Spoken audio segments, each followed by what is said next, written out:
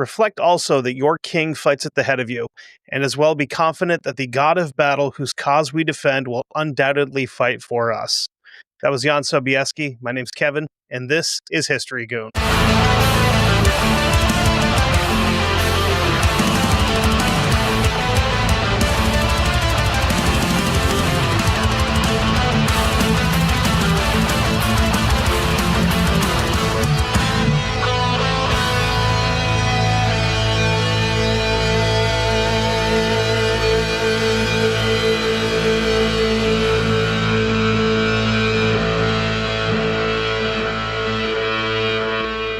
What's going on, everybody? I'm back again. My name's Kevin, and welcome to another episode of the History Goon podcast.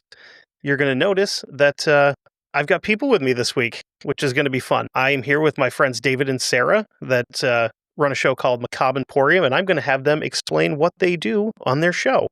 Well, hello there. I don't know, would you guys be gooners if they listen to History Goon? Oh, I don't know. I don't like that. Oh, no, man. not with the... Oh, and of course now Lugosi has decided to join us this evening as well. Even though he'll probably take off here in 3 seconds. But yeah, probably gooners is probably not a good thing with what the term goon has taken over now to be, unfortunately. Exactly. And it's like, I picked the name before I knew what people had done to it. I'm like, oh, no, it's definitely... No, I don't want you to do that. Right. Please don't. It's pretty gross. But anyway, let us know what you guys do with your show. So with Macabre Emporium, yes, it's a true crime podcast. And yes, another one of those, but we have made a stipulation. Not really stipulation. Our biggest thing is with Macabre Emporium is we're not covering the big name people. There will be no Ted Bundy, John Wayne Gacy, Richard Ramirez, Ed Gein, or Gein, depending on who you ask. You know, none of those guys, we're not talking about them as a subject matter. They've been overdone. There's nothing new out there. Even with, the newest season of Mindhunter coming out there with Ed Gein coming out, we're still not going to do it. We decided that when we started up Macabre Emporium, there's none of that's going to be brought up other than a point of reference. We're covering things of lesser known true crime. And some really goofy, oddball things in history. Like, did you know during World War II there was a 2-month ban on sliced bread in larger cities? I didn't know about that. Yep. I knew about the ice cream ships, though. Yes. In the United States, like stateside, there was a ban on sliced bread for the metal parts for the war effort. That makes sense. Definitely makes sense. Because you can't make the machinery to slice bread if you have to save all the metal to make, airplanes and stuff like that. Yeah. And not only other little goofy oddball things like that, I also do a lot of history things that most people have never heard of. Like the bathtub riots that happened on the southwest border of Texas during World War I. And Sarah does mostly true crime. Mostly. Sometimes paranormal, but mostly just true crime. Yep. And I don't know if I want to bring up this little tidbit, actually from our episode 1, which was heavy from her home state, both came from the same area she grew up in, which there was an active serial killer in that area when she was younger. Yeah. Damn. Yeah. Fun stuff. Love my hometown. And also, that same episode, I covered probably one of the most bizarre funerals in history, the Great Pizza Funeral of Michigan. I remember that. That was so good. But also, whenever I do true crime, I always seem to have this knack to pick things to go from 0 to 100 real fast. Yep. Like, I talk about a lot of mass shooters for the most part.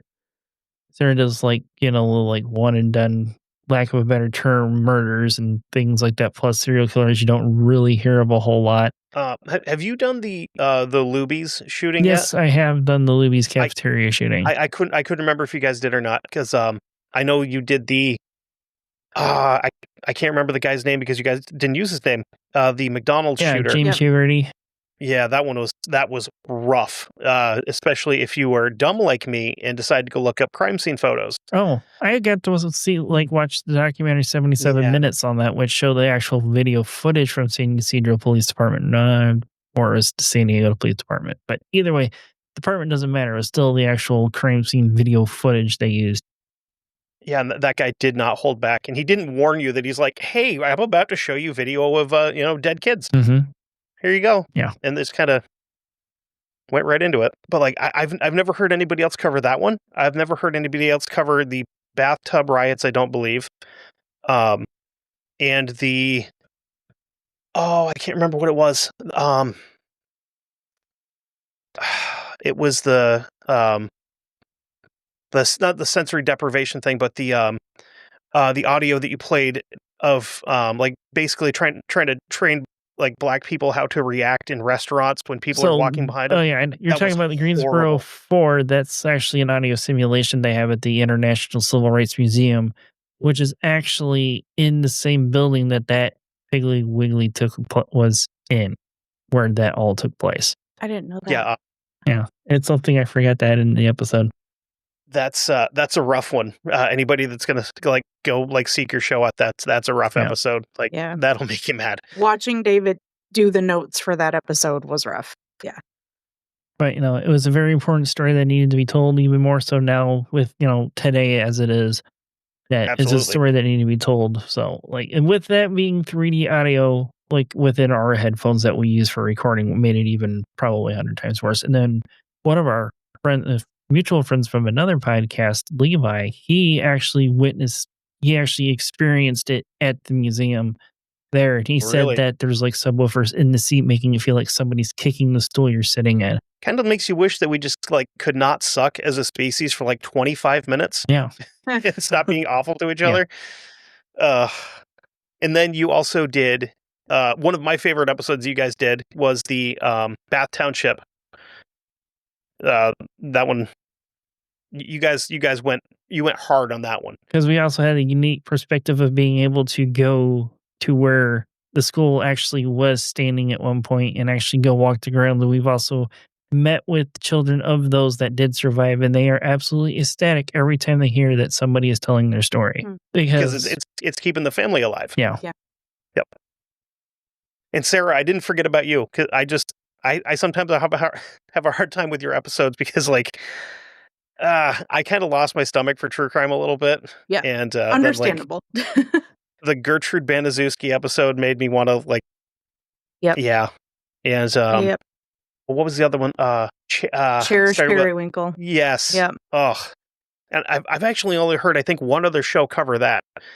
I think you did better though. So thank you. I'm sure it might be the same show we're both thinking of, which is funny. I'm pretty sure. Yeah. So the Cherish Periwinkle episode was the one that affected me the most. Like I knew at the point where I was going to go in and tell the portion of the injuries that happened to her. Yeah.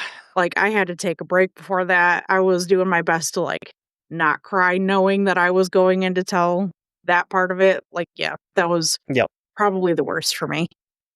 Yeah, that I could hear it. Like that was before I actually like met you guys in person, but I could hear it in your voice that you were like right there. Like, oh man. Yep, that one got like me. Even before we recorded that, I'm like, are you sure you want to do this? Because we can just cut that part out and never let that episode see the light of day. And it could be why all those details is why it's never been done by other shows. And I think my answer to that was no, I'm not ready, but I'm going to do it. So let's do it. I think I've only done 2 episodes like that ever. That as I was doing them, I was like, why am I doing this? Mm-hmm. And that was on like in a previous life when I did I think the hell was his name? George Paisnell. He was a serial child molester and rapist on Jersey, on the island of Jersey off the coast of France. Like dude like made a trench coat with like nails and stuff coming out of the sleeves and wore a weird ass mask. Yeah, with, I've like, had that real on my hair. list to tell Sarah that one at some point. That one's rough. But there's also one of the bigger things about Macabre Emporium is it's like, oh hey, I'm doing this week, and that's it. We don't tell anybody else we don't tell each other details other than that. So all reactions you hear are authentic and genuine out of both of us. So like you won't even tell me. Okay, so for me, I don't tell him anything but the subject. So it'll be like true crime, and that's all he gets. He doesn't know what it is. He tries to tell me sometimes what he's doing, and I'm just like, don't tell me. I don't want to know. I'll find out when you tell everybody else. There's one episode I did that I kept constantly, two actually, now that I think of it, and one of them she gave me the idea for. One of them was the Great Dumpling War. I just kept laughing just because of how ridiculous it was. And she's like, what? I was like, I can't tell you because it's that ridiculous. Also, Joseph Pujol, the world's first professional farter. Because the more I looked into it, the more ridiculous it got, and I started just giggling more. And she's like, "What?" And I can't tell you. And then I was done with it, and I was like, "You know what? I'm going to have more fun with this." So I went back and changed every time when I mentioned the word fart, I changed it into, and that wasn't fart, something about was butt. I would change it to make it some other slang term for your backside, basically. I think I ended up fitting in 8 or 10 different ways to say that in that episode. Yep. Damn. That's impressive because there's not really a lot of ways to say that word. Oh, I had to look it up. I think it was Turd Cutter was the one. Turd Cutter was the one that got my ass out. And it also could be just the way that I said it is what finally got her in. No, because it was the first one that you dropped, and I wasn't expecting it. Right. It's those fucking one-liners. Nobody expects a Turd Cutter right off. Right. No.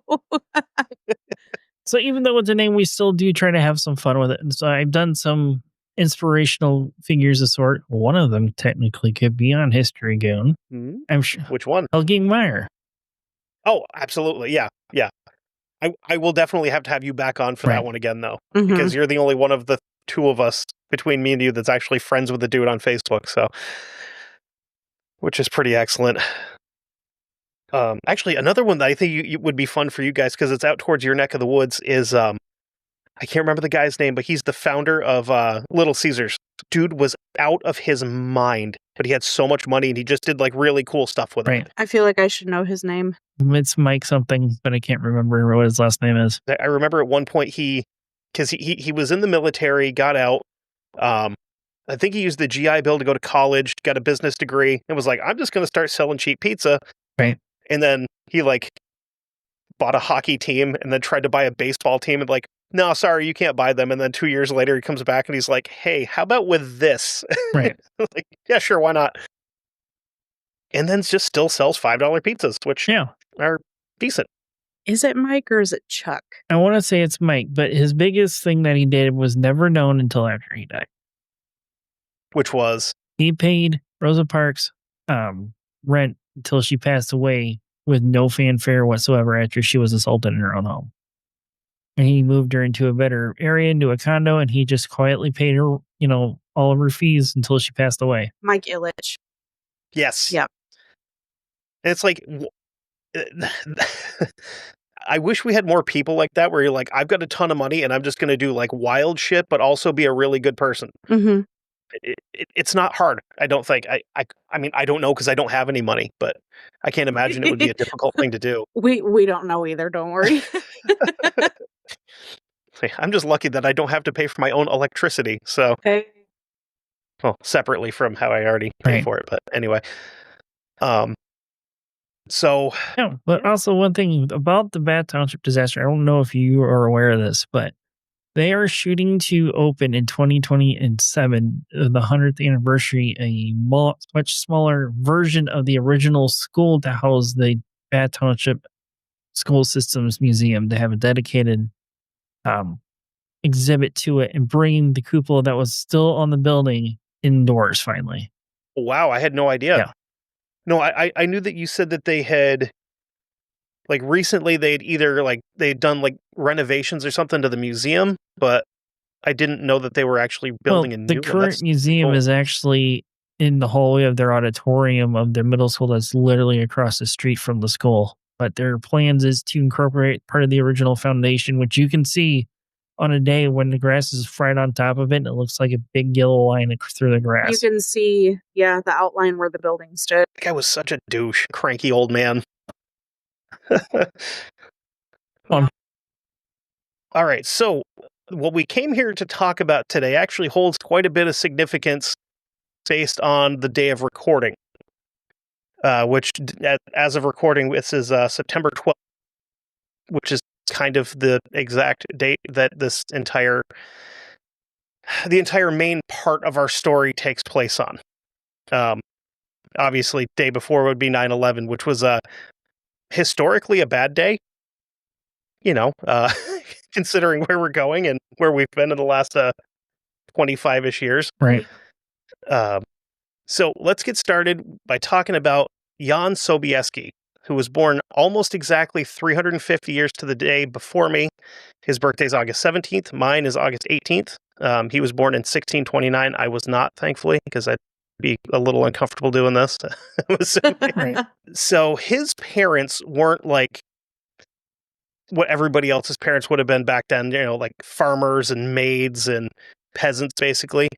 His father, Jakub, was the voivode, which is a warlord of Rus Poland, or Ruthenia was actually the title of the place, but Rus Poland is just easier. He was also the constable of Krakow, which basically makes him the highest law enforcement in the city, below like your governor or whatever it would have been at that point in time, mayor. I'm not sure what Poland would have had for titles. And since we know his mother's name, she was actually important too, because usually you get back this far in time and it's like, here's dad and his whole lineage of names, and then and his mom. Right, because she wasn't probably considered, royalty, so her name wasn't important unless she was like a queen of sorts. They weren't people back then. Give her a name, So she was the granddaughter. Oh, I should probably say her name, Zofia. So we just made a big deal about her actually. Yes, we're gonna make this big deal about her name being, important, and then never mention it again. Sorry, Mom. She's the granddaughter of Stanislaw Zolkowski. He had a bunch of like title and rank and land in like the northern part of Poland. Not really a lot known about his childhood. They weren't real good at keeping records back then. But Jan graduated from the University of Krakow in 1646, and from there, him and his brother Marek traveled Western Europe for a couple of years. And during their travels, they would meet with some fairly important people, like Louis II de Bourbon, who will probably get a future episode because he was pretty cool, Charles II of England, William II, Prince of Orange. While they're out and about, they picked up French, English, Latin, and Italian, because you had to know all these different languages back then to be able to do business wherever. And I generally think that sometimes the further back in history you go, they were actually smarter than us, and we've just gotten like, I can kind of speak one language good, and it'll suffice. Like I've said before, I can speak English and I can understand English. I just don't comprehend it well. The brothers would end up returning home in 1648 after word had reached them of the death of King Władysław of Poland, and there's a little uprising that followed. Both brothers would join up in the army, and since both of them have money, they got to they founded their own cavalry units, because back then it didn't really matter if you were a good military commander. It was if you had money, you could basically do whatever you wanted, and that's something that actually kind of existed all the way up into our Civil War, where if you had money, you could go, I'm just going to build my own unit and I'm going to call myself a colonel and call it a day. Or if you lived in certain parts of the country, you could just go, hey, you, the number 417 out there in the field, I'm going to give you $500 and you're going to go fight for me instead so I don't have to. Which is pretty not awesome, by the way. So the unit that Marek would found would be light Cossack cavalry, which was essentially just light cavalry, dudes in chainmail with pikes or whatever, not very heavily armed. They're going to move pretty quickly. Jan, on the other hand, would build a unit of heavy hussars, and both of them would fight in the siege of Zamość. But not long after that, there's a rift between the brothers, and they kind of separate a bit. In 1649, Jan fought at the Battle of Zborov, where Cossack and Crimean forces, so that's essentially what would be like Western Russian, Eastern Ukrainian, kind of like tribal people would be that kind of group there. They brought a combined 50,000 men to this battle, and the Polish-Lithuanian forces numbered about 40,000. So they're outnumbered. Probably not a huge deal, right? According to Wikipedia, the Poles and Lithuanians lost somewhere between 6,000 and 7,000 men killed or wounded. And on the other side for the Cossacks and Crimeans, the casualty just said, quote, heavy. So they didn't have a good day. They both fought at the same battle, but kind of on opposite sides. And where Jan found like a ton of success and did really well, Merrick didn't have such good luck. He would actually end up being captured by some of the Tartar forces that were there, and he was killed in captivity. But he was among company when he was killed in captivity because they spent 2 full days beheading people to a total of 8,000 dead.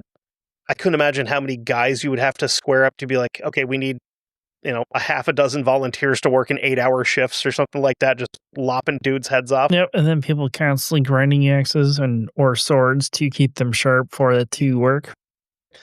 And then, just some dude running them back and forth and swapping them out. And people said leg day's bad.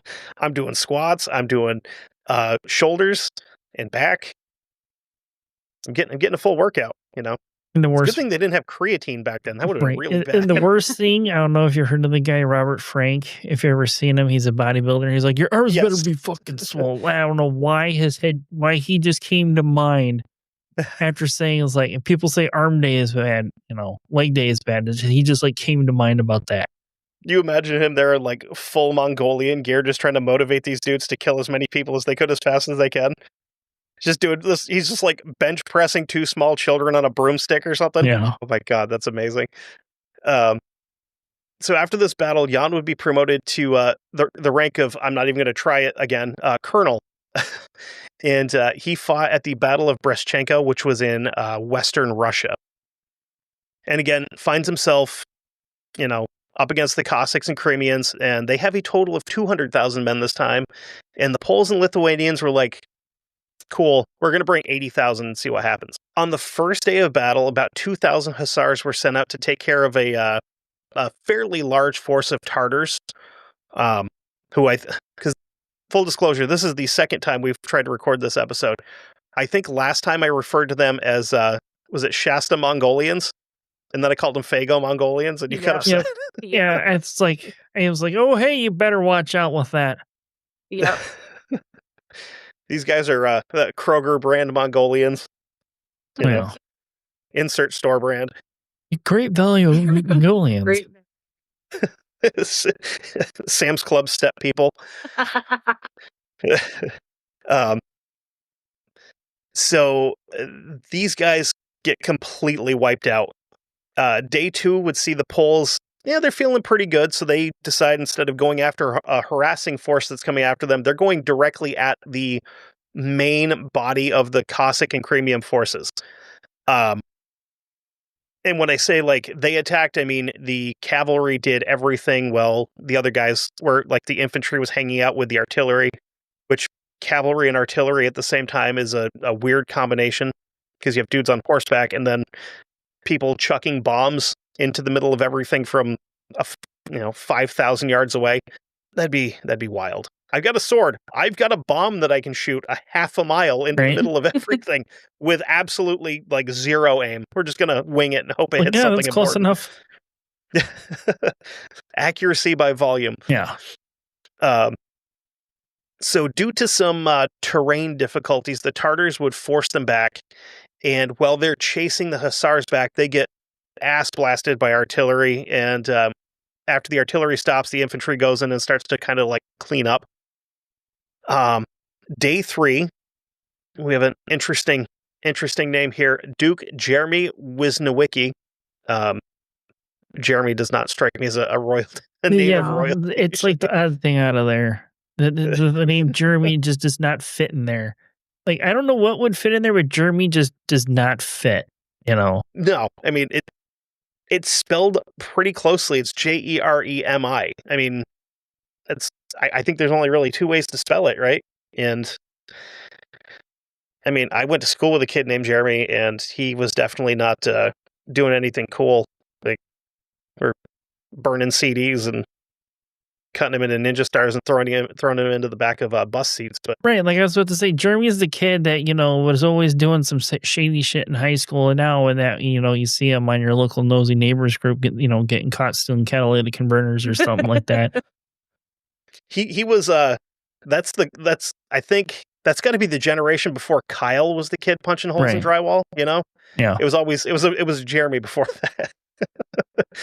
And if your name's Jeremy, I meant what I said. I haven't met a lot of Jeremys that I've.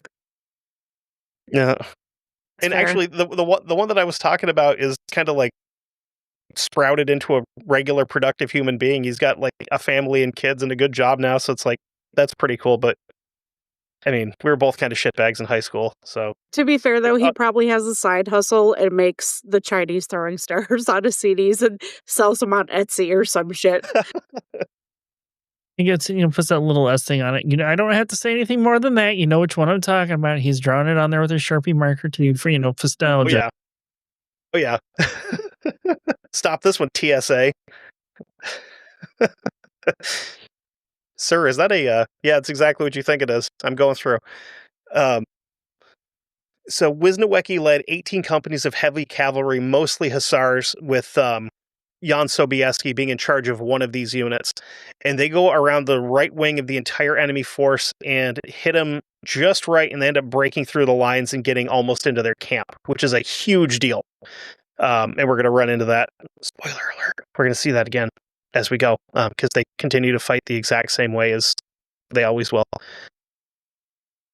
So they would recover and regroup eventually, and the Cossack Tartar forces would kind of pull back to a more fortified area, if it's like a fort or a fortress of some sort that was there. For the next 10 days, the Poles and Lithuanians hound this place with artillery to the point that they only stopped because the Tartars and Cossacks sent somebody out like, all right, let's like chill with the artillery because this kind of sucks.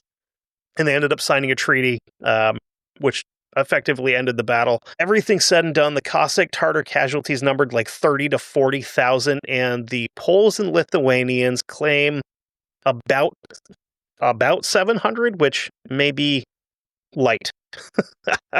I would think maybe 700 that the other guys killed, and another like 15,000 or so that you killed with your own artillery. Who knows? But I think 700 might be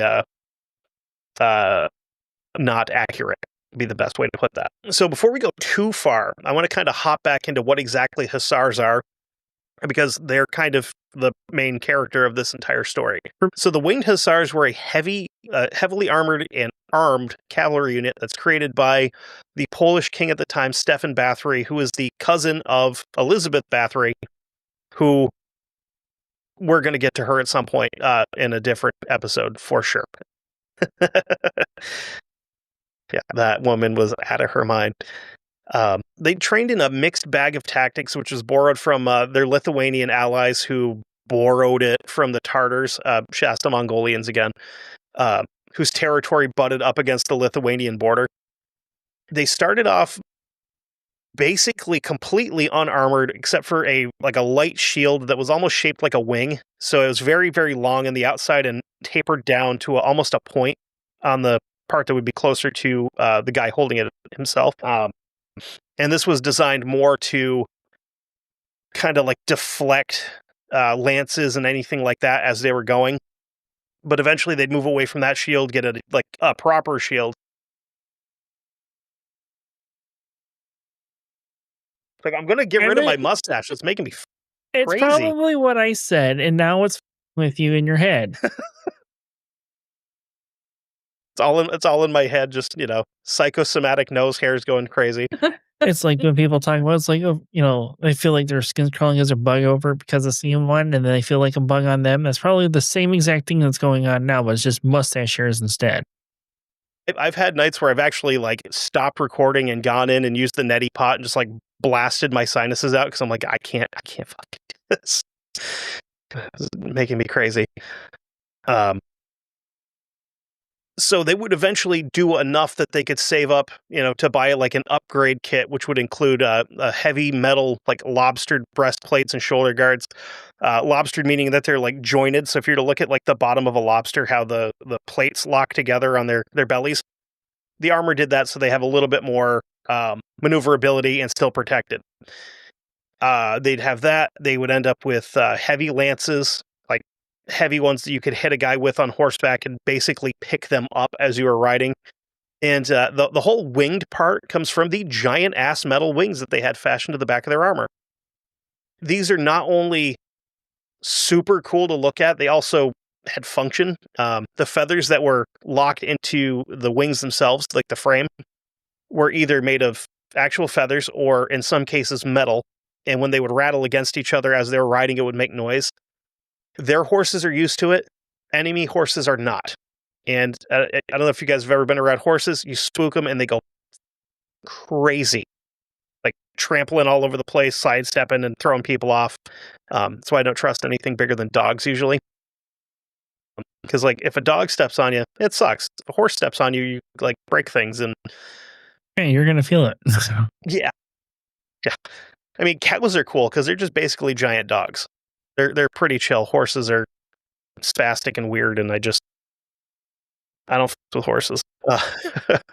And another thing that the wings did is they kind of thwarted like a fairly obscure weapon that you don't really think of when it comes to combat, which would be lassos. So if somebody's riding by and they throw a lasso and they're trying to get you, like Red Dead style, they end up getting the wings first. And when they pull tight or you ride off, it just breaks the wings off, leaving the horseman still horsed. So you can just kind of circle back and kick this guy's teeth in if you want to, or just continue to do whatever. So after the Polish king, John Casimir, saw how well Jan was fighting and how like ferociously protective he was of his guys and everybody else with him, he decides to make him part of a diplomatic envoy to go to the Ottoman Empire. While he's there, he learned the Tartar language, which is important because you're going to fight these guys forever. So knowing a little bit of their language is a good idea. And he even picked up some of their like tactics and traditions. So while he's in the Middle East doing all this stuff, well, not really even technically the Middle East, kind of like lower Europe here, because this is when the Ottomans kind of swept up through and ran everything for a while. He's doing that, and the Swedes come down into Poland and they start something called the Deluge in 1655. He's part of a big group of Polish regiments that were led by Przemysław Olpolinski. And again, like RYZY in this name is awful. And the unit that he's part of actually would break off from Poland and then sign in to fight with the Swedes against the Poles. And he's fighting under Carl Gustaf, who was the king of Sweden, and also not the same person that they named a giant recoilless rifle after. I think Sabaton may have done a Carl Gustaf song. I'm not 100% sure. They've done so many songs with different people. I don't know. Yeah. If they did, it's on like Lion of the North, I would assume, because that was one they did about all the like the crazy Swedes, because they themselves are crazy Swedes.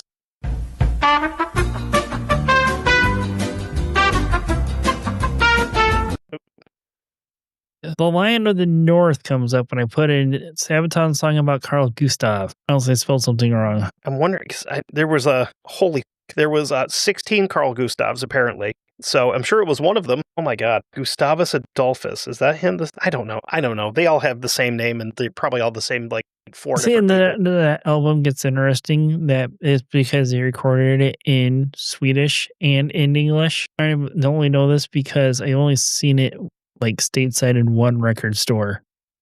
Oh, seriously? Mm-hmm. And he didn't buy it. But didn't buy it because it's probably still there because nobody probably knows what it is, even though it's in a locked case. Yeah. There's probably anybody's going to see that, they're not going to know what it is. Wasn't that at the half-price bookstore? Like this little half-price bookstore, they had this like little box, like the size for LPs, that had a little slot in the top where you can just throw them, and and then I saw Sabaton, I was like, what the hell? Yeah, I mean, that's all you can do to see what's in this little case. That's crazy. That's in Fort Wayne, right? I've never actually bought a record. Like, how much are they usually? It depends. There's like many factors into it. It's like, is it more than one? Is it like a double LP from there? Is it 180 gram? Is it imported from the US? I mean, before things are now, it varies. It's somewhere between $20 to $50 for brand new ones. Oh, okay. And then up from there with like first editions or rarity or limited quantities. Like, there's 2 Static X LPs I'm missing out of having all of them, and one of them is $300 because they have not done a reprint since 2006 when it was first issued. Oh, wow. Yeah. Because like I've seen them at Walmart, and it's all music that I wouldn't listen to anyway. Right. And they're like $35-$40. So like, yeah, it's like normal price, but I wouldn't spend $35 on a vinyl from Walmart. Yeah, because they're not going to get the same care as you would from a record store. They're going to be in a shipping container, and then a box truck, and then just stored in the back where it's not temperature controlled, compared to in a record store where it's going to actually be, handled correctly.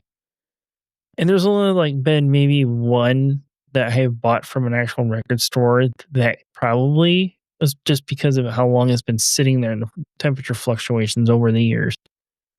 But it still plays fine. You can see the warp in it, but it plays like it's supposed to.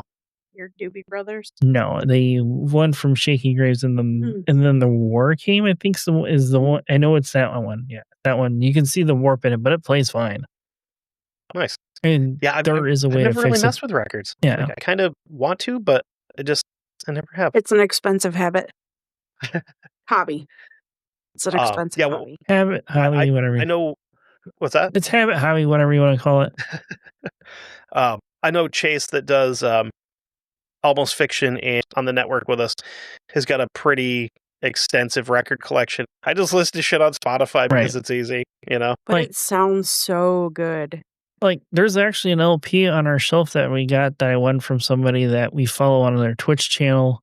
It's actually a funk record, but the interesting thing is about the back of it. I mean, the outside jacket is like literally falling apart. It's from the 1970s. But the interesting thing about it is, on the back of it, there's 2 songs circled in an ink pen, and it's more curiosity. Why did some of the previous owner circle these 2 songs? Because, I mean, they wanted somebody to hear these 2 songs in particular, Mm-hmm. So that's like the interesting thing when you start looking at, pre-owned LPs, that you see little things like that, it's just the backstory about it, things like that. I get that with a lot of like the used books that I buy through thrift books, where you'll get it and you rip open the bag and you're like looking at it, like, okay, it's in good shape. Why is that one particular page like dog-eared? You go through and you're like, oh, okay, well I'm sure that'll make sense at some point, but somebody obviously wanted to save that spot. But that's usually the first thing that I check out. Like, there has to be a reason that this got saved, So less than a year after taking the side with the Swedes, he would take his entire regiment and basically tell this guy to, suck eggs. And they went back to fight in favor of Poland in 1656. By May of 1656, he's promoted to standard bearer of the crown, meaning that his unit wasn't under like a random noble's banner where they could be like, okay, we're 60 men short, go over here. He's not that guy anymore. He is fighting directly under orders of the king, because he's essentially his, not quite his right hand, but he's very, very close. He's like right hand adjacent, left hand. I don't know. So July 28th through the 30th of 1656, they fight in the Battle of Warsaw, where Jan commanded a 2,000-man cavalry unit made up of his old buddies, the Tartar horsemen. And David, I'm going to have you, when we get closer, I want you to, I'll send you a very specific picture that I want you to show Sarah of this guy, so that she can see what he looks like. Because if you look at him, if he were to exist now, this guy would be like chilling out at a sports bar watching Bears games. Okay. Um, So but this I've isn't got the Jaw family, right? what's that? This isn't the Jaw family. No. We'll get to them though. That's no. This dude would be like he'd be entering like bratwurst eating contests and stuff. Very very distinguished looking gentleman here. I feel like No, that's a lie. Oh no, actually, like he totally looks like the kind of dude that I would hang out with. He looks like Okay. your uncle's friend. Okay. Um, Which is funny because my uncle's friend was actually Polak. That's what everybody called him. Was Polak. Oh, yeah. So we have there's a town like I guess it's connected to where I live, where back in like the 1800s when everybody was immigrating over here, like all of the Irish and Polish people landed in this one particular town, and I worked with a guy who is from there. His family has been there since like 1900, and he had to explain to me because I asked him one day, I'm like, "What is a stone pegger?" He's like, "Oh, that's what we used to get called when we were kids because we didn't have anything better to do, so we'd go out in the dirt roads and just chuck rocks at each other." I'm like, Yeah. Wow. okay, yeah. He's like rolling up his sleeves, and he's like, "Yeah, I've got one there from where I got stitches," and he's got like a scar on his chin from where he got blasted with a rock. It's like, yeah, the '60s were wild, huh? Sounds like Like, a you guys good time. have electricity there? Um, and honestly, like I've never met a person of Polish descent that if you called them a Polak, they'd be like, excuse me? Yeah. Yeah, they're very not offended people. So this battle is not a great showing for the Poles. They ended up retreating with like relatively few losses, but they did lose a stronghold to the Swedes and the Brandenburg Persians, which that's Germany now, if I remember correctly, for Prussia, right? I think. I believe so. They didn't come out on top, but Jan did well enough that between here and another siege that he fought in, he'd be elected to parliament and was one of the main negotiators of a treaty with the Tartars. After that, nothing awful ever happened in Warsaw, Poland, ever again. Even as of today, nothing bad has ever happened in Poland since then, except for World War II. Right. And I was the- able to the keep a straight aftermath. face this time. Except unlike last night when I lost it. It was like, I'm not going to ruin this joke. Nope, can't do it. Poland isn't the most haunted place in Europe. Why would it be? So after this, he starts making some personal connections with a group of higher-ups from the French court that were in Poland to visit Queen Marie Louise Gonzaga.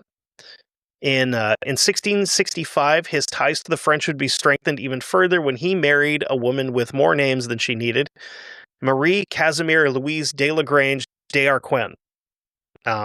She's a French noblewoman, if the 14 names that I just said didn't point that out. I couldn't tell. The next few years are pretty hectic for our buddy Jan. He's reelected to Parliament in 1664 and in 1665. In 1663, he took part in a campaign that led the Poles into Russia.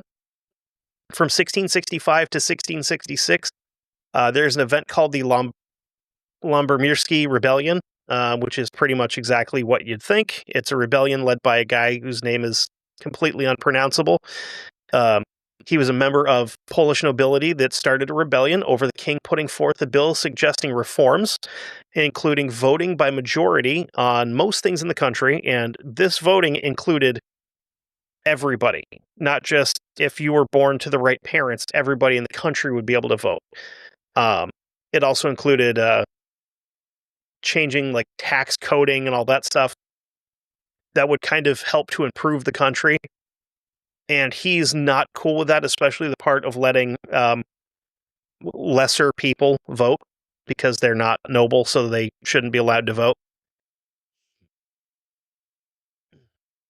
On July 13th, 1666, he faces off with the Royal Army, which is led by the king himself. Lubomirski's forces actually ended up winning this battle, and after this, a bunch of elite regiments consisting of some of the better soldiers in the entirety of Poland were captured and murdered by the rebels, which was not great because they killed 4,000 men from the same country as them that they probably shouldn't have because they're going to need them here shortly, but they, it's war. On July 31st at the village of Legowis, both the king and Lubomirski signed this agreement. John Casimir II gives up his plan to do all of this tax reform and let other people vote and all that, and offered amnesty for the rebel side. And all the rebel leader Lubomirski had to do was sign an apology letter. So it's like, hey, sorry, we kicked your ass and killed a bunch of really, really good soldiers. Won't happen again. In 1668, under pressure by the parliament and the nobility, and also the death of the queen, the king would actually abdicate the throne. So for a really short period of time, it was actually, the country was controlled by parliament instead of the king, which isn't going to last too long. So back up to 1665, he's reelected to parliament, and this time it comes with another title, which is Marshal of the Crown. And this is where he becomes the king's right-hand man. Co-head of parliament, he's the head of the military. He's like the guy. Then in May of 1666, he's given another title, which is Field Crown Hetman, which is officially head of the military. This would make him like the like a field marshal at this point, like what we would consider for that. So basically like a 6-star general or whatever the field marshal would be. In 1666, the Polish Cossack Tartar War kicks off between, surprisingly, those guys and the Poles and Lithuanians. And this time the Tartars and Cossacks had some help in the form of the Ottoman Empire, who I feel like I've kind of almost unfairly made the bad guy in this show through a bunch of episodes. But the topics I was talking about, they were the bad guys. So, if the boot fits, right? If the weird onion hat and genie shoes fit, onion hat and genie shoes. Yeah, their hats looked like onions, and I've always thought genie shoes for the Ottoman Empire for some reason. Like they all look like the security guards from Aladdin. Oh my god. So this is a war that's kind of it's been a long time coming.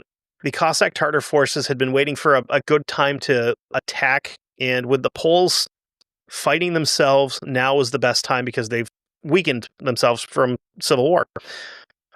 In this battle, the Poles are outnumbered bare minimum 2-1. Jan Sobieski and his forces fought them to a stalemate. They ended up having to sign an armistice after the Battle of Pidhaditsky in October of 1667. Then almost immediately after that, Khan Dilim Giray goes running off the Ottoman the Ottoman Sultan, Mehmed IV, and he renews his allegiance with the Ottoman Empire and then starts asking for them to help him deal with the Poles in the future. And the Ottomans are like, yeah, that sounds like a great idea. Except we're not going to tell you that when we do, you're not getting their land. We are taking it because we're bigger than you anyway. And they would, if they had taken this, they would have eventually folded these guys in there with them as well. Later that year, he supports the French candidacy of Louis Grand Condé for the Polish throne. So he's trying to help get a Frenchman elected to the King of Poland, which doesn't work out well. And he's only doing it because his wife is also French. So he's trying to continue to strengthen that alliance, because at that point, the French were if you were on mainland Europe, and if you could be buddies with the French, there was nobody that was going to stop you doing whatever you wanted. Because you could just go, no, I have a big brother with a goofy mustache and bread and cheese, and I'm going to do what I want. And a cigarette in one hand, complaining he needs a nap. And a striped shirt and a beret, but, he still seems pretty tough, I guess. And some of them were trapped inside of an invisible box. Jesus Christ. He's stuck. I don't know why. He won't tell me why he's in there. It's like this meme I saw the other day. Is if you gain one super ability, what would it be? As in the first comment was, I would get invisibility, go to France, and fist fight a mime, and it would be the best performance of his life, and he wouldn't even know it. Oh my god, that'd be incredible. Oh, I would pay to see that. But you'd have to like watch the guy like go bloop, bloop, and go invisible, and then actually see it from. Oh, that'd be so much fun. So, following the election of this guy, Michael Korybutt Wisnowicki. Holy crap, dude! These names. Well, I'm sorry, what was that? Wisnowicki. His No. middle name is his middle name is Michael Korybutt Wisnowicki. Yeah, I think he also works at the Scream Factory with Mike, but Mike Wazowski's cousin. He's got 3 eyes. So this guy gets elected, and Jan joins like an opposing faction, and him and his allies. I'm sorry, no.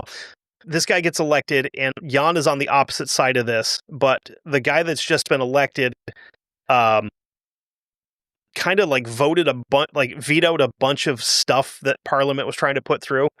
And this kind of pissed Jan off because he's the head of Parliament and trying to push through all this stuff.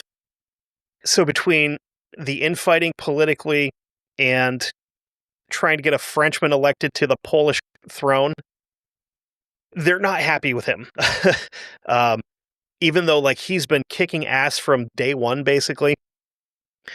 They're super not cool with this, but the Tartars invade again, and he's like, okay, we'll revisit this. I have to go beat these guys up. And because he was actually good at his job, they couldn't do anything to get him out of Parliament, because you can't just kick a guy out that's basically the only person defending your country. So 1672 rolls around, and we've got some big-time discontent in Poland. The French-backed faction that Sobieski's part of, they're butting heads with the other guys. And in the meantime, the Ottomans are starting to move north. They need to stop fighting each other when there's people that want to kill them, but they can't.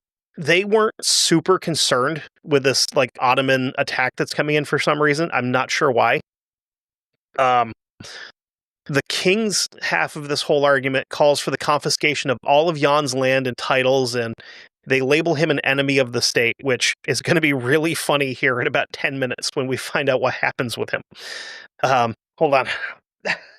You ever get hairs like that go straight up your nose hole? Very rarely do I do. Around my nose, they generally lay down right away. Oh, you get them where you can feel them curling inside your lip. Usually when that happens, that's when I start trimming back up from there. It's like I was saying earlier, if I get this feeling like they're not laying down the way they're supposed to, and it drives me nuts. I almost considered coming back out with the entire middle of my mustache missing. Surprise! That'd have been some shit, right? Like, I hope you're watching this. Like you keep going away every time you come back. It's just a little wider and a little wider. The cool thing is I can't grow the bad guy mustache because it doesn't come in the middle. So I don't have to worry about that. I can just do the, what was his name? Jose from Red Dead, where it's just like from here out. There's nothing at all in the middle. And of course, then you get comments asking about it, then just never acknowledge it. It's like one of our goals for this coffin is to get an actual real human skull on there. And then when I'm live streaming on Twitch, if anybody ever asks about it, I never acknowledge it. Like, yeah, that's cool anyway. Yeah, pretty much. Just like change the topic real quick. I wonder how hard it would be to get hold of an actual human skull. Don't worry, they're not cheap. I mean, there's literally a store maybe about 45 minutes from us that has one for sale, but they're not cheap. They start at like $700 and go up from there, depending on how complete they are. Damn. Because I was trying to find a black bear skull for a haunted house thing a couple years ago, and there was a guy like 45 minutes from me that does taxidermy. He's like, "Yeah, I've got one." I'm like, "Okay, cool." He's like, $450. Like, $450 for a bear skull? He's like, "Yeah." No. Go fuck yourself. I can make one for less than that.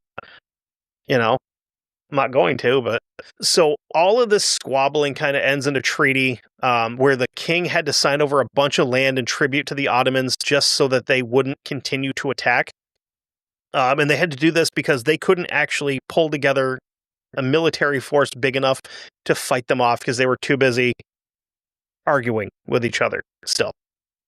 Jan does the right thing. He kind of buries the hatchet with the king and then continues to go like fight the Ottomans where he can and still negotiate as part of parliament. And with all that stuff going on, they drop all the charges against him and they're like, we're not going to take your land and all that. Then the same year, 1672, the Lipka Rebellion kicks off, which was a large number of Tartars that had been in the service of the Poles that were owed back pay. And they also wanted to stay on the land that they technically were gifted and get paid for fighting, which they had not paid them since they started, basically.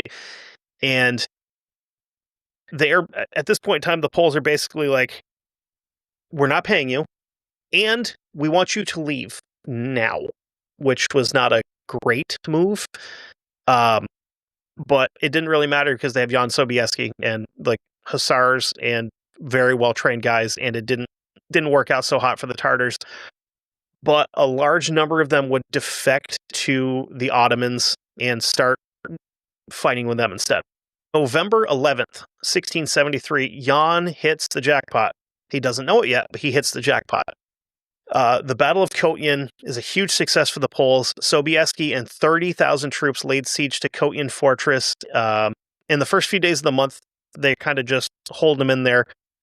And this is kind of tricky because of how the fort is defended, because it's in the middle of a bend in the river, so it's defended on two sides by the river naturally, and then there's like almost like a cliff halfway through the other half of it, so there's really not a lot of places to try to attack it from.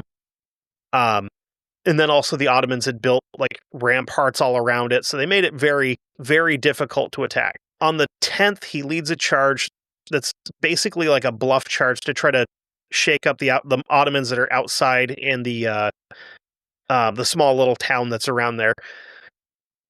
The next day, the attack actually starts for real, and he takes advantage of the fact that the Turks are tired, wet, and not equipped for the cold. They are not used to fighting in Poland. They're more used to fighting in like Spain and the northern half of the Middle East, where it's a little bit warmer than Poland, where it gets miserable, I would assume. A lot of those Central European countries aren't like tropical. Right. Like, I'm going to summer in Poland because it's no, you're not going to hang out there in the winter. The Turks are now exhausted. And then in the morning, the Poles actually hit the camp itself. They hit it with a cannon salvo. Then they have infantry and dragoons go in and storm the ramparts. Dragoons are cavalry that can also get off and fight on foot. So they're lighter armored. They don't really have a lot of like leg armor because they can get off and move. And a lot of the time they would have had guns, which was not super common back then. So these guys get in there and they start shaking stuff up and they make room for the cavalry. And Jan and the Hussars rush through the breach in the ramparts. The Turks kind of try to counterattack. Doesn't work out so hot. They end up taking this camp. The Turkish troops, under orders of Hussein Pasha, end up evacuating to the other bank of the river. So they're trying to get across the river on the only bridge that's available. And as they're running across it, the bridge collapsed because it had been like pounded with artillery a couple of times before that. So under the weight of all these guys running across on horseback, the bridge just lets loose and they go into the water. Not really any record of how many guys went in and how many came back out, but it probably wasn't good. The Turks started this battle off with 35,000 men, and of that, a conservative number of how many of them were killed is 20 to 30,000. The Poles and Lithuanians counted their dead at about 2,000, which that's probably a more accurate number. So with all that going on, Moldovan and Wallachian troops switch sides and decide to support the Poles, which is cool because then we have Dracula soldiers on our side now. The Turkish I did it again, David. Turkish soldiers, son of a bitch. And he sent me a picture today. I was like, I'm gonna do it again, and then I did it Yeah, again.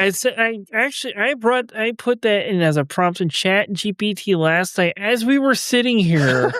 It was like Winged Hussars and drinking Folgers coffee, and then I sent it to Sarah, and then I sent it to you. You should just leave that in there, see if people catch it. I will. So they withdrew from Poland after their supplies and most of the artillery was captured. But in the retreat, they ended up holding on to like most of Western Ukraine. And that part where I said he hit the jackpot, the day that the attack started, Jan Sobieski received word that Michael Wisniewski, the king of Poland, had died the day before. Jan Sobieski is about to become one of the most powerful men in Europe. It's going to take a couple years, though, because he's still out fighting, and he's not going to just like, you guys got this and go back and, get crowned and all that. It's not who he is. February of 1676, he finally returns. So it's like almost 2 full years later. He's crowned King John III of Poland. He doesn't like that. And he's like, I'm King Jan, whatever. I'm the king. You can't tell me what to call me. So he's now king of one of the biggest populations in Europe. And the country is an absolute disaster. And this is as far as we made it last night. No calls for toilets yet, so we are good. Almost half a century of never-ending war, be it external or internal, it's got a way of putting an economy in a bad spot. I mean, 20 years of constant war, kind of. We know what happened there. Yay! Another issue was the court is kind of doing business with foreign countries instead of their own. He's got plans for Poland, and he kind of wants to set up his own dynasty by regaining any kind of land that was lost or surrendered. One of the things he does is he's trying to get all of the Christian kingdoms of Europe to come together and basically boot the entire Ottoman Empire out of Europe. Because at this point, they've been there for like 400 years because they had come up through Central Europe and kind of swung over into Spain, and the Ottoman Empire was huge. It took up a giant chunk of Europe, which I didn't realize how much it was until I looked at a map of it. They controlled a substantial amount of Europe. So being fairly new to his position and being in a little bit of financial problem, he's not really in a particular spot to be able to do that. He also kind of wants to go north and fight the Prussians because why not? Thankfully for him, his French allies talk him out of trying to fight 2 enemies at the same time, and they convince him to focus on the Ottomans because honestly, the Ottomans are a bigger threat than the Prussians. And if you play your cards right, you might be able to get the Prussians to help you fight the Ottomans. Maybe. In the fall of 1674, he kicked stuff off with the Ottomans, and it's kind of unknown if it caught them off guard or if the Poles just straight up overwhelmed them. But they pretty quickly retook the city and fortress of Bratslav, Mogliev, and Bar, which set up a good strong line in the sand at Poland's southern border in Ukraine. Okay, I'm sure you're wondering what the hell's going on with her over here. She put us on mute and she's like, show me the onion hat. So I had to show it to her. So we're looking at Ottoman clothing from Wikipedia, and then she absolutely lost it. That's what she's been laughing at over here. Because I'm sure you were going to notice her, since I figured I better interject and let you know what she's laughing at over here. Isn't it silly? I understand where the shoes come into play with that now. Wow. That's a look. People were terrified of them. Absolutely terrified of them. Yeah, it's like a phrase I saw in a video today during my lunch that probably can be just as terrifying. Airborne Gurkhas. Right? I saw that. Oh, the Gurkhas? Oh my goodness. They're tiny little Nepalese murder machines. I think the tallest one I've ever read about was like 5'4". But during World War II, they went through and just faced the Japanese. They've been fighting for the British Empire since like 17 something, and they wanted to set up an airborne Gurkha division, and they only had like 5 dudes sign up. And then when they're like, okay, well, this is weird. One of the Gurkhas is like, you want us to do like, we're supposed to jump out of planes. It's like, yeah. It's like, okay, cool. And then they had to explain to these guys that we're going to give you parachutes before you jump out of the planes. You're not just going to jump out and land and fight these guys like a superhero, where it's because they're like, oh no, that sounds fine too. Like, we're totally cool with just diving out of a plane. And like, Gurkhas are the only thing on the planet that can make Chuck Norris cry. Can you show me a Gurkha? oh, you got to show her the knife too. Oh boy. And that's the knife that they carry for combat. That looks like it could be a little bit hurty. A little bit hurty. And they are heavy. Are they? Like, that thing's like 2.5 pounds. I used to have one of those. They're pretty hefty. Damn. And you gotta think a little 5-foot murder machine swinging this thing. There was stories when they were fighting in Burma where a Japanese guy jumped down into one of their trenches, and this dude took both of his hands off in one shot with that thing. Like, picked his rifle up with 2 hands connected to it still and threw it back out into the middle of the field. Jesus. Yeah. They are insane. But they're also the same people that, like, climb Mount Everest and smoke cigarettes while they're doing it. Yeah. It's like, they don't fear death. Death fears them. yeah. It's like, what kind what kind of dwarf are you? Are you a combat dwarf or a climbing dwarf? We're mountain dwarfs. Okay. So 1675, he defeated a force of Turks and Tartars at Liv. And the following year, the bad guys tried to fight back across the Denpir River, which is where that last fortress was, to the town of Zorwano. And they pretty handily got their asses kicked and ended up having to sign a peace treaty with the Poles. This little bit of peace was kind of a chance for Jan to, he needs to get some stuff done. So he starts building trying to build better relationships with the rest of the nobility in Europe. He completely revamps the army. Infantry are now going to drop their pikes in favor of battle axes, where they're going to have, long-handled, short-handled battle axes. And the cavalry stopped existing as it had been for a long time. Up until here, it had been like a mix of hussars, Tartar horsemen, random dudes that just happen to own horses. Now we are going full-blown, like, we just have hussars now. Like, we don't need anything else. This is all we need for guys on horses. And, like, maybe a handful of dragoons just because, they can have guns and shit. With all the changes and relative peace that he's built with the Ottomans, he now turns his eyes north to the filthy Prussians again. He wants his land back, and they had taken over a ton of land over the course of a few years before he took the crown. But the Prussians had signed treaties with France and the Brandenburgers, who are another big family. Not the Habsburgs, who they'll come up eventually. And we talked about the Chin last night. I'll throw pictures in, but because that thing is insane. So they signed all these the Prussians have signed treaties with the French so that they can't technically attack the Prussians now because they're also buddies with the French. And if you do that, it's going to put the French in a weird situation where it's like we have to pick whose side we want to take. And then, obviously whoever side we don't take is going to be pissy. Politics. So all this is going on, and then the Ottomans start making noise again to the south. So he's got to hold off on this attack on the Prussians. So he's also kind of made a move there. So all of this is going on, and he kind of catches wind of this plan where he still has enemies in Poland, and they're trying to remove him from power to put Charles of Lorraine in place. That's another guy I can send you pictures of because it's just, there's no way in hell that guy. Nobody should have respected this guy to follow into combat because he looked silly.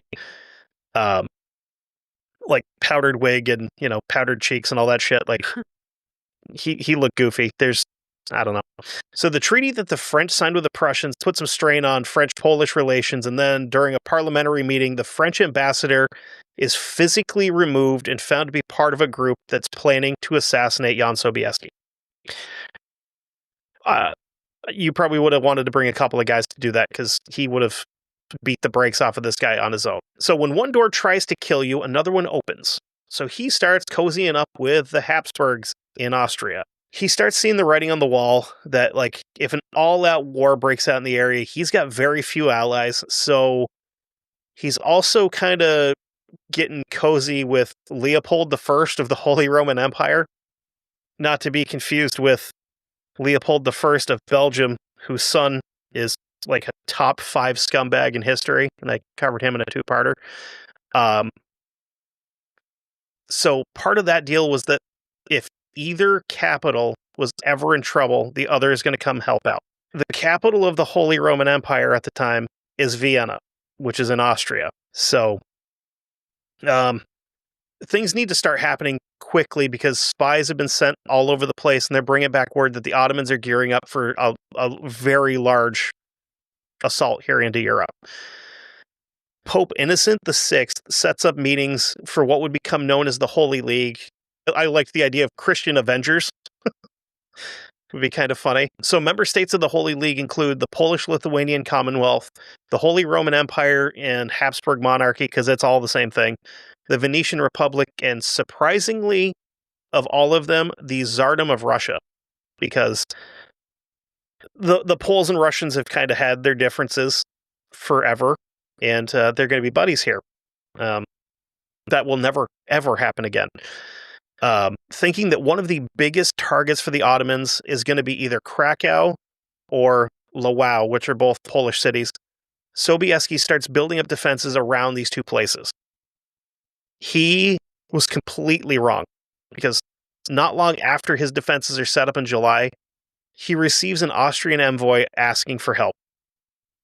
Being a man of his word, he starts getting the band together and amassing his forces. So quick hop back to 1682, just so we can kind of see exactly what's going on here, because the Ottomans didn't just like teleport to Vienna. Sultan Mehmet IV told Grand Vizier Kara Mustafa Pasha to, he's like, we're going to not worry too much about this whole peace treaty thing that we have with the Poles and Lithuanians. It's not a huge deal. And Leopold I of the Holy Roman Empire, we've got one with him, but that one's going to expire here shortly, so we don't really have to worry about that. We can just get the wheels in motion. Within days, on October 12th, 1682, the Sultan himself left Istanbul for Adrianople. The Grand Vizier left on the 19th, and the two groups stayed at Adrianople from December of 1682 until March of 1683, because you don't march in the winter, even in, Turkey, because it's still fairly cold and snowy and nasty. Early April 1683, the Grand Ottoman Army left Adrianople, and they reached Sofia, Bulgaria, and then Nice, Serbia. They do all of that by the 24th. Right in the middle of that, on the 10th, Charles, Duke of Lorraine, is given command of the Imperial Army, which is the Holy Roman Empire. And on the 21st, a Habsburg's War Council is that's being convened and held in Vienna. May 3rd, the Ottomans hit Belgrade, and for his actions there, Mustafa was made commander of the army. June 22nd, the Imperial forces reach Győr, and on July 1st, the Ottomans land there as well. So we now have the Austrians and Ottomans in the same place. So it's about to get not good. The Ottomans mounted an attack, and Lorraine drew to Berg, and then on the 12th, another Imperial War Council is held in Vienna. Even though King Leopold's left the city, by the 13th, our footstool friends are just outside of Vienna. That was an Ottoman joke. I was like, wait, hold on. The footstool friends. I was like, wait a minute. What does he mean by that? And then he's like, it's an Ottoman joke. I was like, okay. Ah, son of a bitch. So leading up to everything here, the people of Vienna are actually pretty relaxed about everything. They don't really seem super worried about this giant horde of Ottomans that's not too far outside the city. Until like hundreds of refugees start showing up from outside town. The other issue was that defenses weren't complete, and the garrison is only about 2,000 men, and they're not even like highly trained soldiers. These are like 2,000 just dudes from town that they gave spears to. Like, stand on the wall would look scary. things start going sideways almost instantly. July 5th, people in the city start rioting after groups of Tartars attack the city, and they get through the walls. They're riding people down on horses. Like, it's not good. The people of the city smashed windows out of the palace of Bishop Emmerich Sinelli. In the same day, there's a bunch of edicts ordered telling older monks and nuns and foreigners to leave the city, and anyone who owned a place where people could congregate or sleep, anybody that's there, they need to start making lists of who is staying there, so we can kind of get an idea if we have an enemy inside the gates, basically. Now things are starting to get more serious after word had reached Vienna about the defeat of Charles of Lorraine, and he also sent word that the Ottomans had entered Habsburg land, which is a no-no. With everything else going down, it's decided that the royal court should flee the city before, obviously, they don't have a chance to. Before Leopold left, he sent out a couple of fairly important documents. First, he recalled every regiment of the Imperial Army back to Austria, essentially. And the second was to order General Schultz to return to the Va River, where he had a little bit of a stronghold. He also sent letters out to all the princes in the Holy Roman Empire asking for support. Then, rumors start flying that a force of Ottomans is going to basically be allowed to take the city, and that the court was leaving the town. And this caused right around 60,000 people to flee Vienna. On the 10th, it's finally confirmed that the Ottomans are headed straight to Vienna, and there's really not much in the way to stop them. So the defenders finished up some very basic emplacements, and they start mounting guns wherever they could, and they do get some good news in the form of 1,000 more men showing back up. But this is obviously still not enough. That puts you at 1,000 actual trained soldiers and 2,000 dudes with pitchforks. That's not enough to defend an entire city from these guys. On July 12th, Charles of Lorraine sent 5 regiments of foot over the Danube River and kept another 7 on the other side of the river. So that's a total, between all of those regiments, of about 12,000 men. The same day, a war council was held where they decided that the suburbs of Vienna needed to be burned down to keep the Ottomans from having cover as they approached the city. So they just put out an order to burn everything outside of the walls. It didn't matter what it was, burn it to the ground. If you can let the people into the city where they're defended, cool, go for it. If you can't, sucks to be them. So unfortunately, only the stick-built homes obviously would burn. Brick and stone buildings, they just basically got the interiors burned out. The next morning, the Ottomans arrive and attack some of the people that are outside the walls. These are all people that were older, that refused to leave their homes.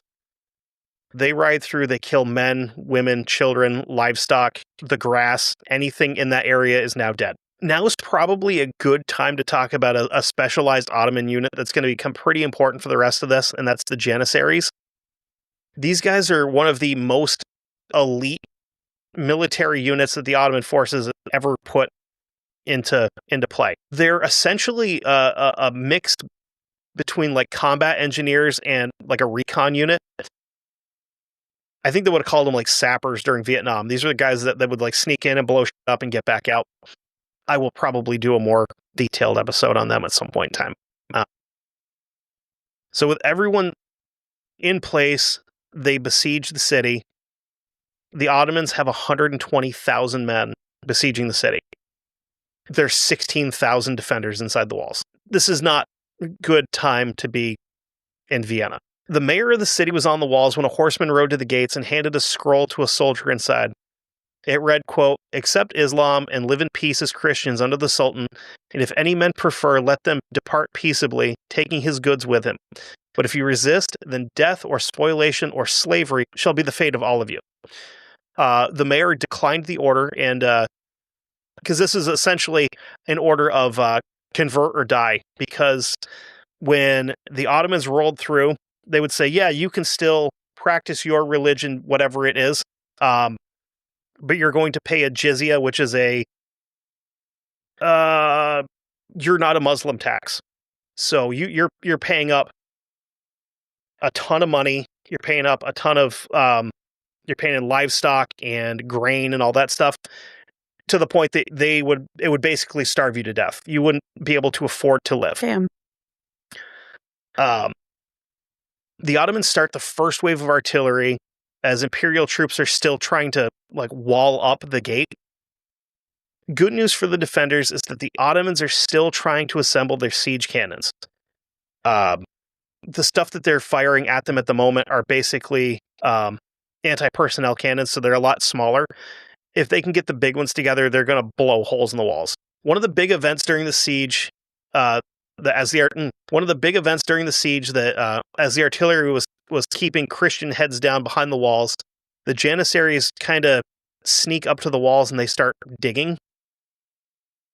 They're digging tunnels under the walls, and it's not to pop up inside and take them by surprise.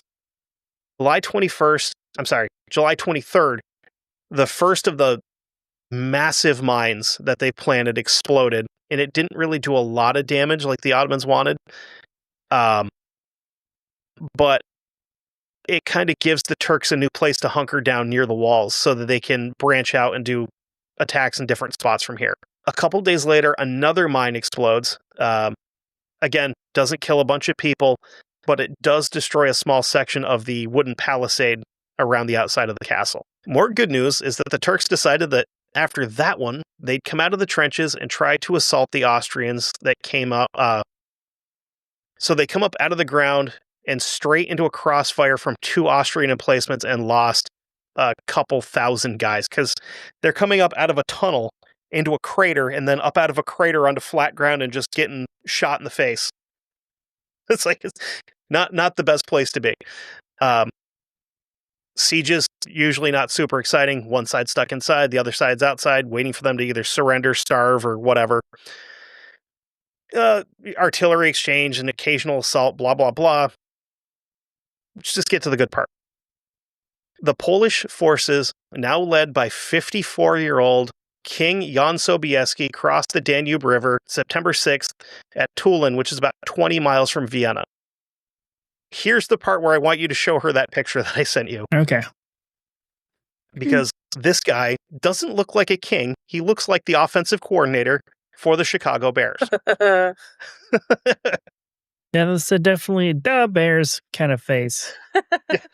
Yeah. It's like your uncle from Chicago that's a volunteer firefighter. Yeah. You know? Not that there's anything wrong with volunteer firefighters. I love volunteer firefighters. I'm related to a ton of them.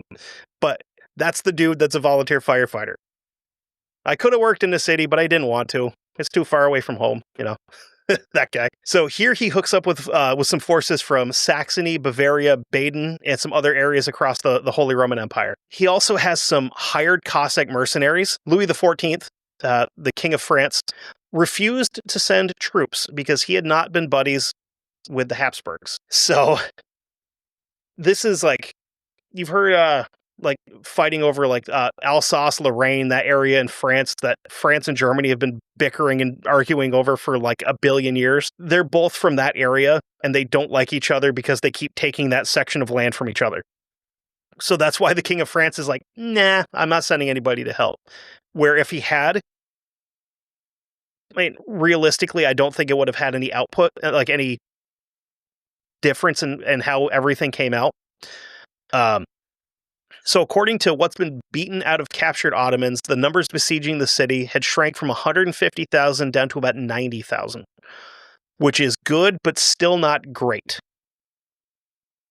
Sobieski links up with Charles of Lorraine, who's marching south also. They link up and King Jan takes control of the entire force, including the guys that aren't his.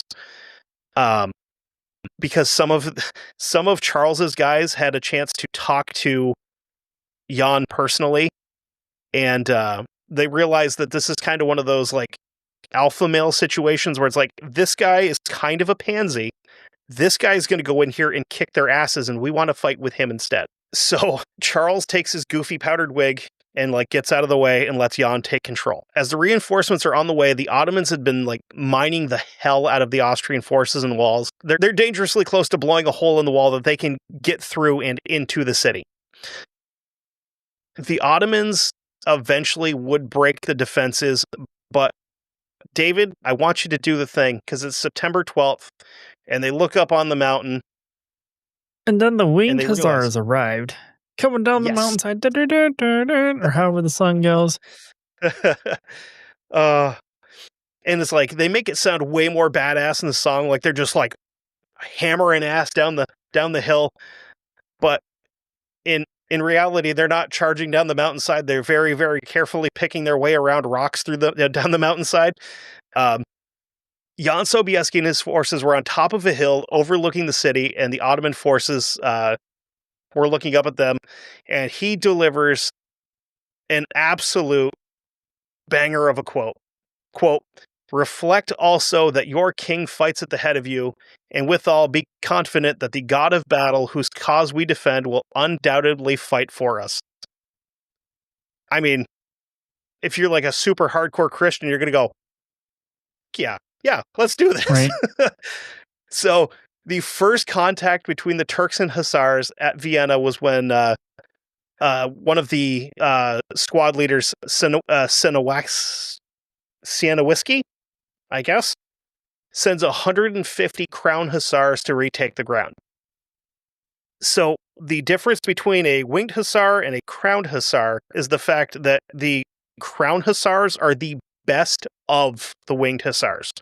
So these dudes are on a totally different level when it comes to, I'm going to come down there and beat your ass and there's nothing you can do about it. So they slam into the first line of Turks, and as they hit them, the first line breaks, and when they get through, the second line just kind of folds in around them. And then the third line around them as well. Only a third of the attacking hussars were able to make it back. So Sienowski sent another cavalry charge. It was just a regular company of hussars and dragoons. And this is when the Turks faked a retreat, which pulls the company right into a massive attack from the left wing of the Ottoman forces. Charles of Lorraine was out on the left wing. Oh.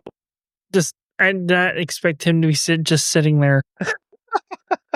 He's like, what you guys doing? He's been on the back of the chair most of the time we've been here recording, and then I did not expect to see him just sitting there like he was like part of the conversation. You're more than welcome to hang out, dude. Like, you will. He's like, yeah, I don't know. Maybe. I might go back up on the back of the chair. Charles of Lorraine is out on the left wing of the Polish forces, and his men kind of want to get into the fight. So he let them fight. He sent them at the Ottoman camp, which is most likely the strongest part of the line. Seeing this, other infantry companies advance on the camp as well, and seeing that, Jan decides that now is the time. He saw the Ottomans are panicking and they're close to breaking, and he just gives a battle cry, levels his lance, and personally led his 20,000 hussars down the mountainside. Wings rattling, tiger and leopard skins fluttering in the wind. This sounds, again, way cooler in the song because they're just flying down, and here they're like, there's rocks, we gotta be careful, we don't want to step in a gopher hole. So we're not charging down the mountainside, we're picking our way down the hillside at a reasonable and responsible speed. Yeah, because like the song makes you think that it's just a huge line of them just, in a thunderous cloud, and they're kind of like that.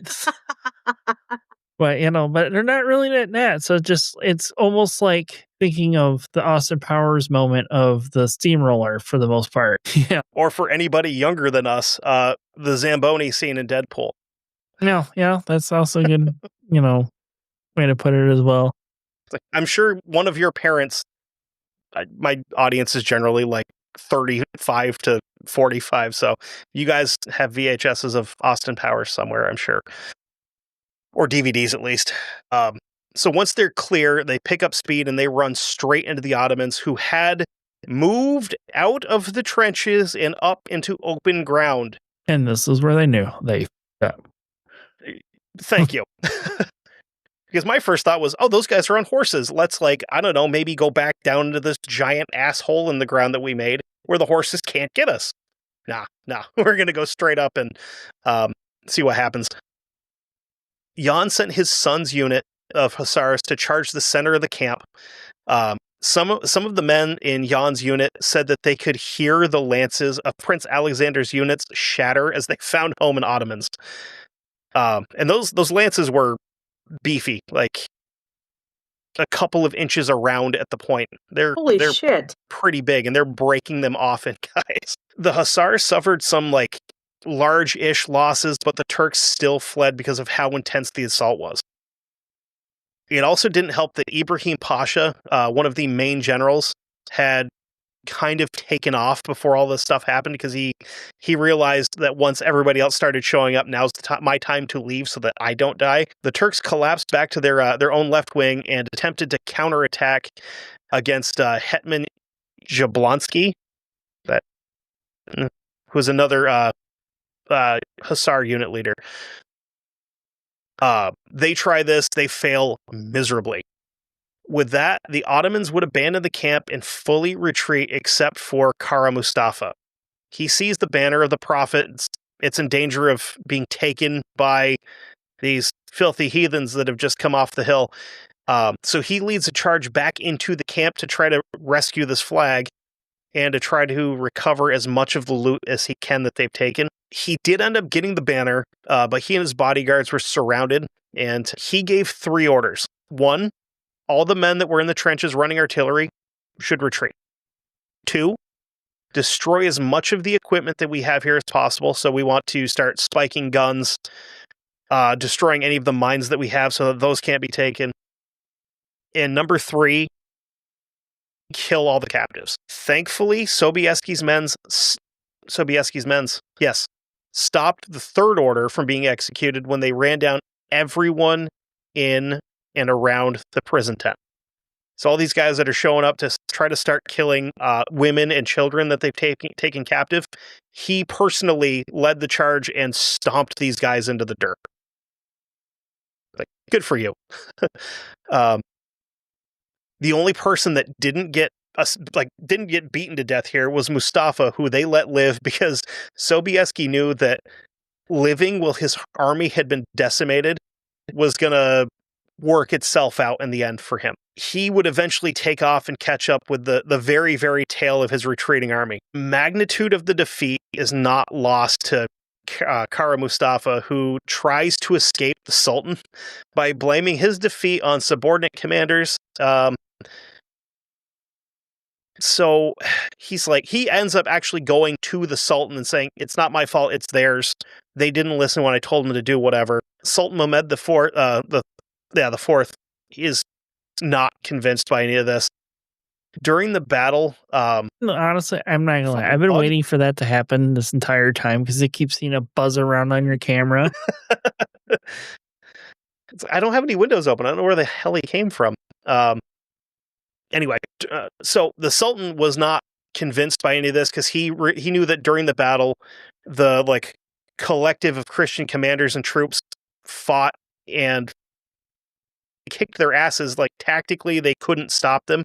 So he had a lot of respect for these guys. The victory wasn't so much due to any kind of tactical brilliance as it was to Mustafa neglecting to carry out his orders the way he was supposed to and being incredibly arrogant about how he did things. Because he failed to properly fortify his army. They didn't build up any defenses around the camps. And he left his guys there to die, which is kind of a big no-no. Mustafa would end up paying for his failure. He gets himself a cool little Christmas present, December 25th, 1683. He's staying at a palace in Belgrade, and the Sultan's emissaries executed him by strangulation and sent his head to Constantinople as proof that we got the job done. So the Sultan is obviously pissy about this entire giant loss, and he's got a good reason for it. A Turkish victory would not have meant the end of being able to basically push Christianity out into one spot where they could then wipe them out in all of Europe, because eventually the French would have had to get involved, and they had enough troops and know-how that they would have been able to do something. But Austria was saved, and more importantly, like everything here is starting to kind of turn up better for the Holy Roman Empire.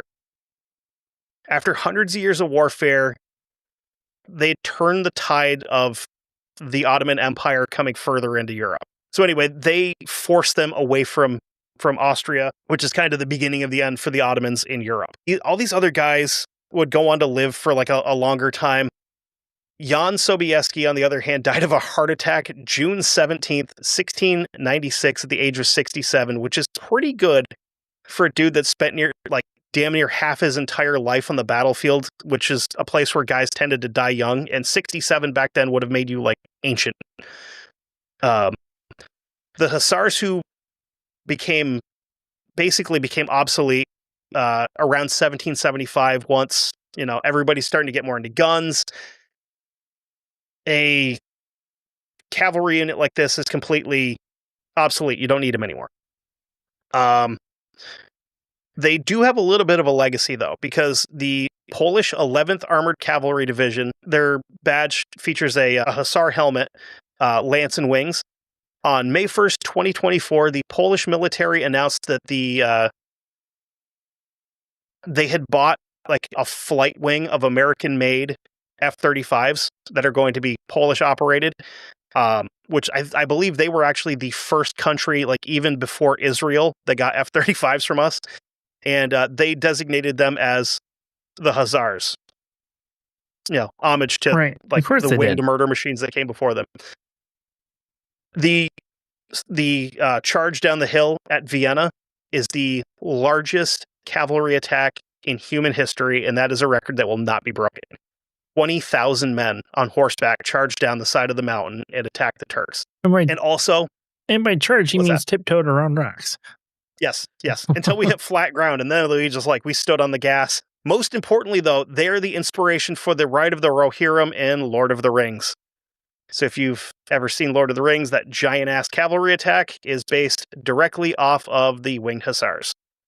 Because J.R.R. Tolkien was a history nerd, which is awesome. So makes that's a lot of sense. That's Jan Sobieski and the Winged Hussars. Well, thank you guys for coming on. I appreciate it. Of course. Thanks for having us. Hopefully, what's that? Said thanks for having us. Anytime. But I think I had sent you a screenshot when I was playing the latest Indiana Jones game of the Right Circle. There's a level where you're underneath the Vatican in this vault. It's like a little mini boss fight, and there's a literal armor, like Winged Hussar armor inside this area. I think so, yeah. Because I was like in the middle of this boss fight running around, and I was like, wait a minute, and I ignored the boss and turned around and I'm like, no shit, that's what that is. You want to look at the guy and be like, hold on, one second, yeah. What's that? Actually, have you ever played Mountain Blade Bannerlord? Any of those? No, but I think I'd seen that when I was looking for mods for City Skylines 2. It came up on one of the apps that I was trying to find mods for on that. So it's actually pretty cool. It's like half like real-time strategy and then half like actually fighting battles and stuff. I think that's the only game that I've actually downloaded mods for, because there's one faction that you can play as, and then you upgrade everything in your cavalry and you end up through the mod with Winged Hussars. Oh, nice. I was like, I built an army of like 5,000 just straight up cavalry. Like, this is going to be fun. And you get enough shit going on and it actually lags the computer down. Damn. There's a lot of shit going on here, but all right. So one more time, let us know where we can find you guys. Yeah, we are right from the Macabre Emporium, where you can find us on Wednesdays on Spotify, Apple iTunes, or anywhere where you get your podcasts. All the places. And you guys are on Facebook? Yep, we have a Facebook group. I even have a Twitch channel that I do stream games from time to time on there as well, too. Hell yeah. And you guys still do TikTok, too? It's there, but we haven't got it caught up yet. Yeah. It needs to be updated. It will be updated soon. Nice. I had one for like 24 hours, and then I realized that the only person that had actually looked at anything was somebody that I worked with, and I went, oh. I deleted it. Like, I don't need any of you people finding out what I do outside of there. Yeah. I feel that. So again, thank you guys for coming on, and We're all going to die someday, so go out and do some goon shit and leave a mark on the world, just like Jan Sobieski and the Hussars.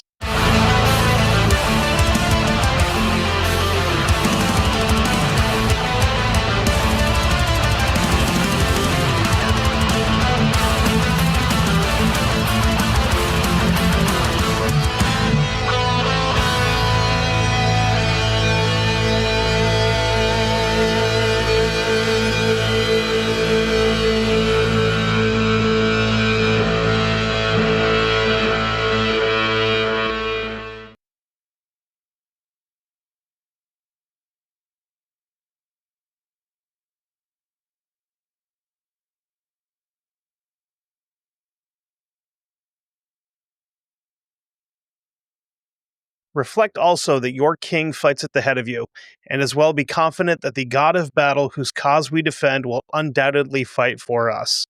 That was Jan Sobieski. My name's Kevin, and this is History Goon.